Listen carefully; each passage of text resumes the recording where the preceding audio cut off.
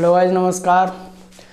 फिलहाल के वीडियोस में अभी हम सर्कुलर मोशन के बारे में स्टडी कर रहे हैं। उसके कुछ हमने टॉपिक कंप्लीट भी कर लिए हैं, तो अभी इस वीडियो में इससे आगे वाले हम टॉपिक को स्टडी करते हैं। इससे पहले वाले वीडियो में हमने अवकेंद्रीय बल, अवकेंद्रीय त्वरण, सेंट्रीपिटल फोर्स के बारे में स्टडी किया था। तो इससे आगे वाले टॉपिक अभी हम स्टार्ट करते हैं और इसमें काफ़ी अच्छे पॉइंट्स भी हैं। तो first of all my channel name physics by Satish Chand. If you like my videos then you have to subscribe my channel please.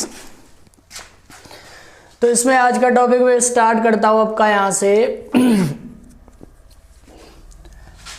असमान वृत्तीय गति। असमान वृत्तीय गति इसको बोलते हैं नॉन यूनिफॉर्म सर्कुलर मोशन।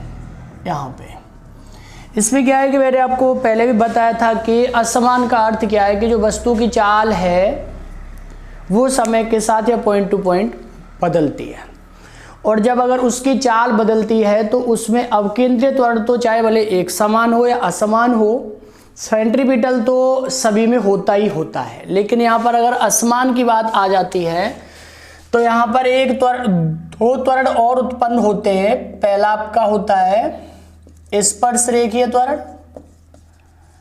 स्पर्श रेखीय त्वरण इसको बोलते हैं इंग्लिश में टेंजेंशियल एक्सेलरेशन, और एक आपका आ जाता है दूसरा कोणीय त्वरण। कोणीय त्वरण एंगुलर, इसका सिंबल आपका आया था है, मैंने बताया था आपको ET, और इसका सिंबल आया था अल्फा। ठीक है ना। और तीसरा तो इसमें इसेंशियली होगा ही, क्योंकि उसके बिना तो कोई भी वस्तु के द्वारा वृत्ताकार गति इम्पॉसिबल है, असंभव है। तो इस कार्ड से वो होता है आपका अवकेंद्रीय त्वरण। अवकेंद्रीय त्वरण सेंट्रीपिटल। तो ये सारे टॉपिक आपको जानने हैं। इसका सिंबल आ जाता है AC, और या फिर इसको AR भी बता देते हैं। ठीक है ना। यहां पर AC सिंबल का अर्थ क्या है कि ये C फॉर सेंट्रल के लिए है, और R जो आता है वो आपका रेडियल वेक्टर के अलोंग है। इस कार्ड से इसका सिंबल AR भी कहीं कहीं पर भी आ जाता है और AC भी आता है। ठीक है ना। तो ये आपके तीनों प्रकार के जो त्वरण हैं वो असमान वृत्तीय गति में इंट्रोड्यूस होते हैं, अर्थात उनकी स्टडी होती है, अर्थात उनके बारे में हम बात करते हैं। तो सबसे पहला पॉइंट क्या है कि अगर कोई भी वस्तु यहाँ पर, ये आपका वृत्ताकार मार्ग है, सर्कुलर ट्रैक है, तो यहाँ पर कोई भी वस्तु अगर घूमती है और मान लेते हैं कि उसका स्टार्टिंग में चाल जो उसकी v है, और after some interval of time, कुछ समय पश्चात उसकी चाल में जो उसकी रेखीय चाल है उसमें इंक्रीजमेंट डेल्टा v का हो जाता है। क्योंकि ये असमान है, तो असमान का अर्थ आपका क्या होता है कि उसकी जो चाल में समय के साथ परिवर्तन होगा। ठीक है ना।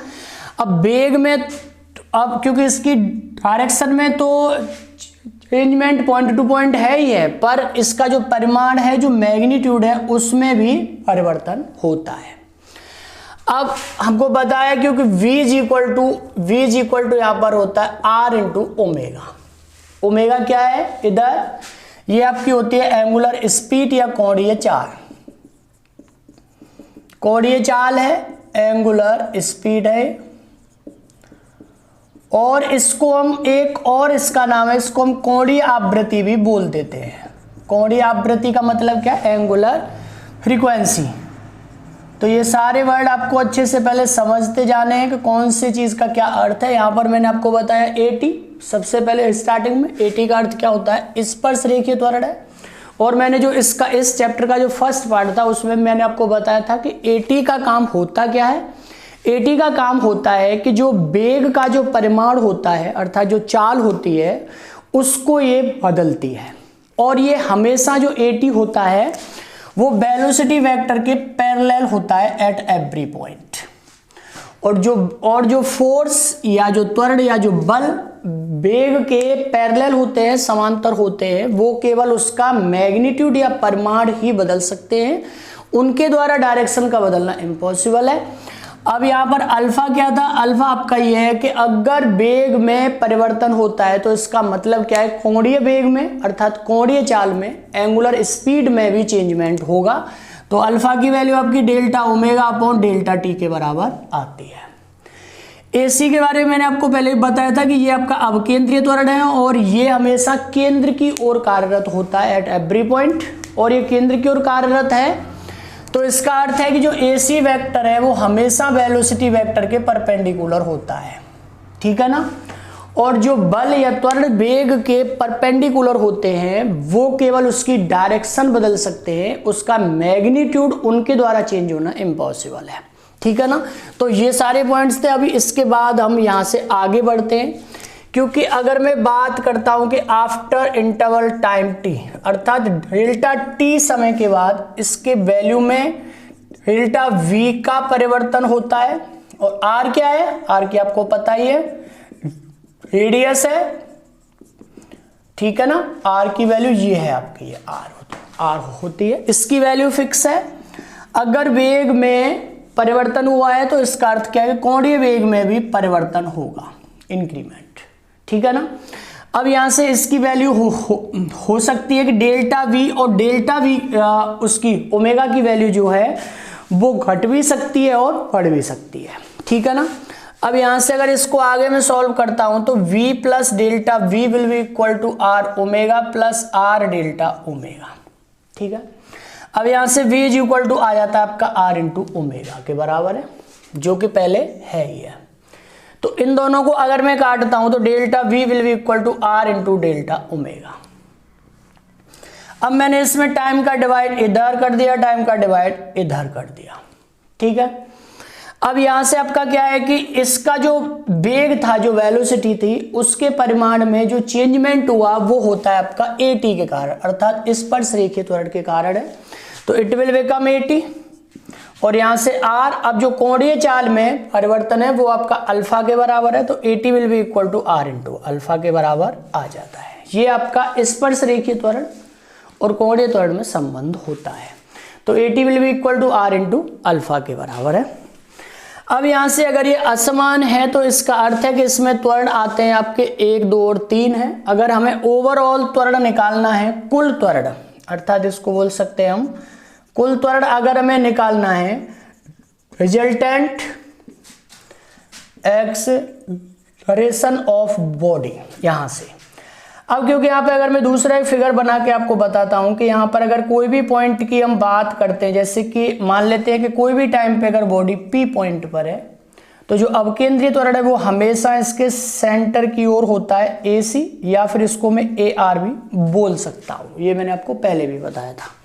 इसके बाद में जो AT है वो हमेशा स्पर्श रेखा के अनुदिश अर्थात AT वेक्टर इस डायरेक्शन में होता है।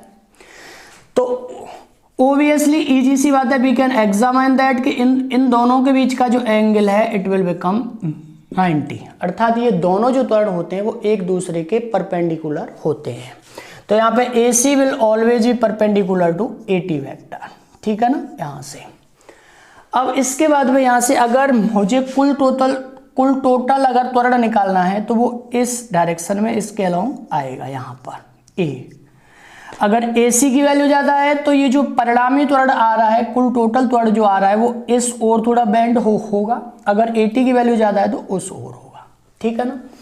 तो यहां से अगर मुझे कुल टोटल त्वरण निकालना है तो A will be equal to यहां से कि AT square plus AC square, ठीक है ना। अगर दो वेक्टर्स के बीच का एंगल 90 है तो उनका जो परिणामी आता है R will be equal to A square plus B square के बराबर होता है, क्योंकि यहाँ पर एक और स्टेप है 2AB cos थीटा, और थीटा की वैल्यू अगर 90 होती है तो ये पूरा स्टेप इट विल बिकम 0 यहाँ से, ठीक है ना। तो यहाँ से AT की वैल्यू, तो यहाँ से कुल टोटल त्वरण विल बी इक्वल टू यहाँ पर AT स्क्वायर, AT की जगह पे मैं इसको ऐसे भी कर सकता हूँ कि dV अपॉन dt का स्क्वायर है यहाँ पर, प्लस AC की वैल्यू आपको पता है R इंटू ओमेगा पे स्क्वायर होता है, ठीक है ना, यहां से आपकी वैल्यू है। अब इसको आगे भी मैं लिख सकता हूं कि कुल त्वरण A इज इक्वल टू, यहां से आपका ये क्या है dv है, तो यहां से जो at है इसको मैं r इंटू अल्फा के बराबर भी कर सकता हूं, r इंटू अल्फा पे square plus r into omega पे स्क्वायर के बराबर है।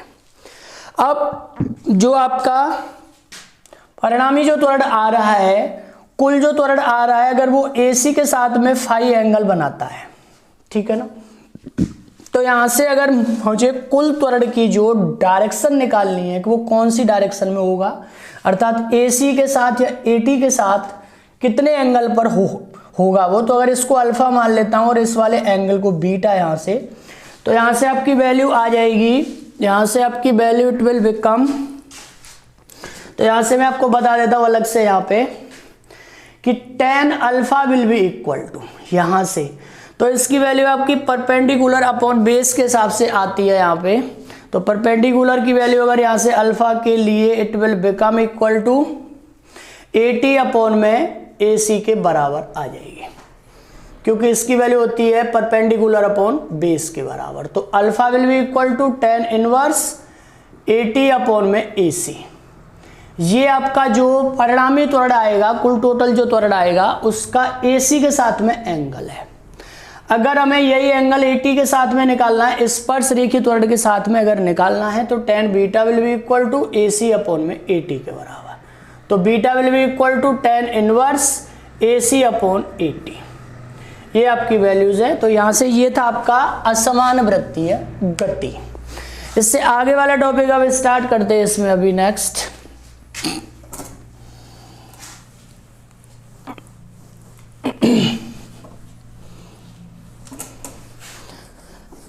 इससे आगे वाले टॉपिक में मैं आपको बताऊंगा साइकिल सवार जो होता है, एक साइकिलिस्ट जो होता है वो किसी भी अगर सर्कुलर ट्रैक पे उसकी वर्टिकल के साथ में ऊर्ध्व के साथ में जो बेंडिंग होती है अर्थात जो झुकाव होता है, जिससे कि वो सेफ अपनी जो उस पे रोड पे सेफ पास हो सके, तो ये वाला टॉपिक अभी हम स्टडी करते हैं इससे आगे। तो यहाँ पे आपको समझ रहा है कि मान लेता हूँ कि ये है आपका कोई सर्कुलर ट्रैक है यहाँ पे ऐसे, और ये आपके पास में कोई साइकिल सवार है, साइकिलिस्ट है। अगर इसको इधर जाना है तो ये वर्टिकल से मान लेते हैं कि इतने एंगल पर बेंड हो जाता है, और इस एंगल की वैल्यू मान लेता हूँ मैं थीटा, ठीक है ना। अब यहाँ से इसका जो वेट है mg है वो आपको पता है वर्टिकली डाउनवर्ड होगा ऑलवेज, ठीक है ना। यहां से अब यहां पर आपका बढ़ क्या जाएगा पॉइंट के, यहां से अगर ये वर्टिकल डाउनवर्ड है और यहां से ऊपर की ओर आपका जो आएगा वो आएगा r, इसको बोलते हैं अविलंबवत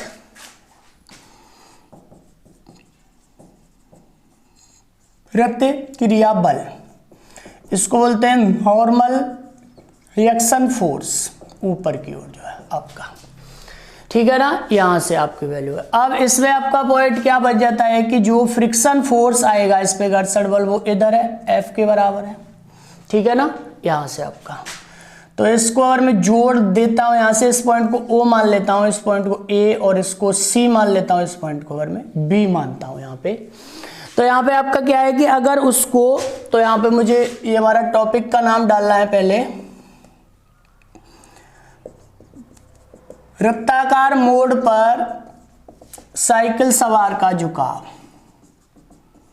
साइकिल सवार का झुकाव ऊर्ध्व के साथ, the bending of cyclist, the bending of cyclist on a circular track, ठीक है ना, विद वर्टिकल, ऊर्ध्व के साथ, विद वर्टिकल डायरेक्शन, ऊर्ध्व के साथ हमें निकालना है।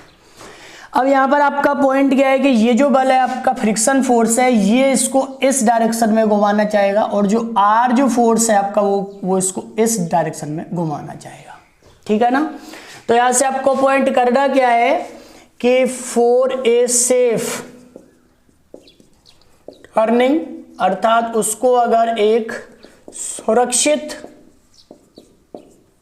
मुड़ना है तो वहां पर क्या है आपका कि जो एंटी क्लॉकवाइज टॉर्क जो होगा, बलागुण जो होगा वामावर्त, वो दक्षिणावर्त बलागुण के बराबर होना चाहिए यहाँ पे, तो इसका अगर मैं टॉर्क निकालता हूं इसका, इस वाले F का, तो F इंटू यहां पर आ जाएगा, इसकी परपेंडिकुलर दूरी है आपकी, अभिलंबवत दूरी AC है, और यहां से इसका R इंटू आपकी BC के बराबर है, क्योंकि आपका जो घूर्णन अक्ष है, अर्थात जिस पॉइंट के अबाउट हमें बलागुण निकालना है वो पॉइंट आपका C है यहाँ पे, ठीक है ना।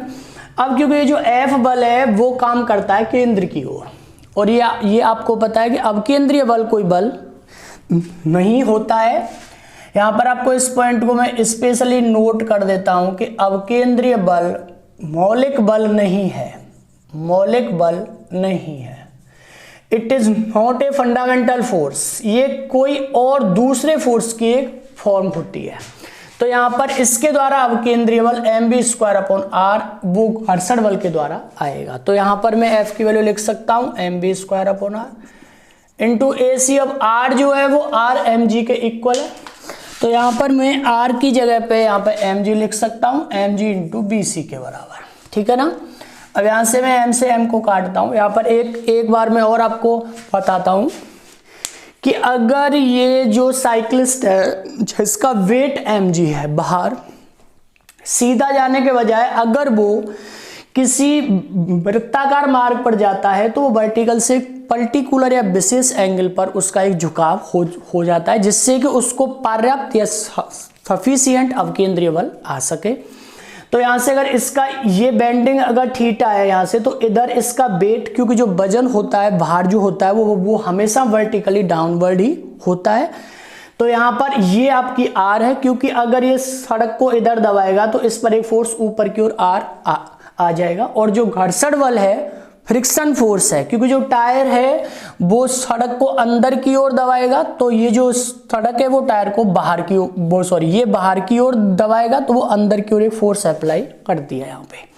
अब इसके द्वारा अवकेंद्रीय बल आता है यहाँ पे, तो F = mv²/r है, और R की वैल्यू आपके mg के बराबर है, क्योंकि वर्टिकली अगर बैलेंस होना है तो, क्योंकि R की वैल्यू mg के बराबर होगी ही यहाँ पे। तो यहां से अगर मैं इसको काट देता हूं तो v²/rg will be equal to BC/AC के बराबर। अब AC की जो वैल्यू है वो BO के बराबर है, तो it will become tan theta, ठीक है ना। तो यहां से देयरफॉर एंगल विद वर्टिकल, ऊर्ध्व के साथ जो कोण बनेगा वो आपका tan इनवर्स v²/rg के बराबर होगा, ठीक है। ये आपका क्या है कि ऊर्ध्वाधर से उसका झुकाव है यहां पर। अब इसमें क्या है कि जितनी वेलोसिटी ज्यादा होगी उतना ही एंगल ज्यादा होएगा, ठीक है, और जितनी R की वैल्यू ज्यादा होगी उतना एंगल की वैल्यू कम होएगी यहाँ पे। तो ये था आपका साइक्लिस्ट का बेंडिंग विद वर्टिकल, अर्थात ऊर्ध्व के साथ झुकाव था यहाँ से। अब नेक्स्ट पॉइंट हमें स्टार्ट करना है इससे आगे। तो साइक्लिस्ट के बाद में नेक्स्ट पॉइंट में आपको बताता हूं कि अगर कोई कार या कोई भी चीज होती है, अगर यहाँ से अब फ्रिक्शन को एब्सेंट बांधते हैं, तो वहां पे अगर कार की बात करते हैं यहाँ से, तो ये अगर कोई बैंड जो है वो रोड है, बेंडिंग है उसकी थीटा के बराबर है, और यहाँ से आपका ये अगर कार है और इसका वेट कितना है यहाँ पर mg के बराबर है, तो इसका जो रिएक्शन फोर्स आएगा वो ऊपर की ओर R है, ठीक है ना। और यहां से इसको अगर मैं हॉरिजॉन्टल क्षैतिज और इसको अगर वर्टिकल मान लेता हूं, तो ये अगर थीटा है और ये वैल्यू आपको पता ही है 90 के बराबर है, तो ये एंगल बन जाएगा आपका 90 - थीटा, ठीक है ना। और 90 - थीटा अगर ये बनता है तो ये 90 - थीटा, तो इट विल बिकम थीटा। तो इधर इसका कंपोनेंट आ जाता है और r cos थीटा, और इधर कंपोनेंट r sin थीटा। तो जैसा कि FBD से आपको पता है, फ्री बॉडी डायग्राम से आपको स्पष्ट पता है, क्लियरली बात है। और मैंने आपको मैकेनिक्स में बताया था कि FBD का इंपॉर्टेंस बहुत ज़्यादा है। अगर आपका FBD ठीक है तो आपका अप्रोक्सीमेट क्वेश्चन जो है वो सॉल्व हो जाता है। अब यहाँ पर आपका पॉइंट क्या है कि ये जो r sin थीटा आ रहा है वो r sin थीटा आ रहा है, केंद्र की ओर है, तो r sin थीटा, और सेंटर की ओर जो फोर्स आएगा वो अवकेंद्रीय बल या सेंट्रीपिटल फोर्स के बराबर आएगा mv²/r, और यहां से आपका r cos theta will be equal to mg। ये जो फोर्स है इसका ये जो कंपोनेंट आ रहा है वर्टिकली ऊपर की ओर, वो mg के बराबर होगा। अगर यहाँ से मैं इसको डिवाइड करता हूँ तो इसको काट देता हूँ m से m को, तो tan theta will be equal to v square upon R G के बराबर। तो वही आपका वर्टिकल से जो है तो theta will be equal to tan inverse v square upon R G के बराबर आ जाता है यहाँ से, ठीक है ना। अब यहाँ पर ये क्या बता रहा है कि अगर कोई गाड़ी की या कोई कार या कोई भी चीज होती है, उसकी स्पीड के अकॉर्डिंग और आर की वैल्यू के अकॉर्डिंग जो है उसका जो हॉरिजॉन्टल से जो एंगल बनाना चाहिए या क्षैतिज से जो उस सड़क को हमें उठाना चाहिए यहाँ पर, उसकी वैल्यू आपकी थीटा की वैल्यू इतने के बराबर आती है। अगर v की वैल्यू ज़्यादा है तो आपको एंगल की वैल्यू भी ज़्यादा करनी पड़ेगी, और अगर r की वैल्यू ज़्यादा है तो एंगल की वैल्यू कम होनी चाहिए, ठीक है ना।